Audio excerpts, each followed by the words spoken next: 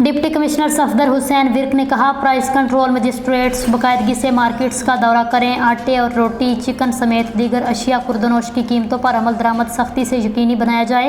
सराय आलमगीर से डॉक्टर तसव्वुर हुसैन मिर्जा की रिपोर्ट के मुताबिक जिला इंतजामिया की तरफ से मुकर्रर करदा निर्खों पर हर सूरत अमल दरामद यकीनी बनाया जाए। गफलत का मुजाहरा करने वाले प्राइस कंट्रोल मजिस्ट्रेट्स के खिलाफ सख्त कार्रवाई अमल में लाई जाएगी। डिप्टी कमिश्नर सफदर हुसैन विर्क ने कहा, रवा माह अगस्त के दौरान 2065 मकामात पर इंस्पेक्शन की गई। गिरां फरोशी के मुर्तकिब 210 अफराद पर 9,30,500 रुपए जुर्माना आयद किया गया, जबकि 2 अफराद के खिलाफ मुकदमा दर्ज करवाया गया। माह जुलाई के दौरान प्राइस कंट्रोल मजिस्ट्रेट्स ने 12,215 मकामात पर इंस्पेक्शन की। 1258 ग्राम फरोशों पर 57,57,000 रुपए जुर्माना आयद किया गया, जबकि 4 अफराद के खिलाफ मुकदमा दर्ज करवाया गया। माह जून के दौरान 16,356 मकामात पर इंस्पेक्शन की गई, जबकि 1,304 ग्राम फरोशी के मुर्तकिब अफराद पर 72,36,500 रुपए जुर्माना आयद किया गया, जबकि 8 अफराद के खिलाफ मुकदमा दर्ज करवाया गया।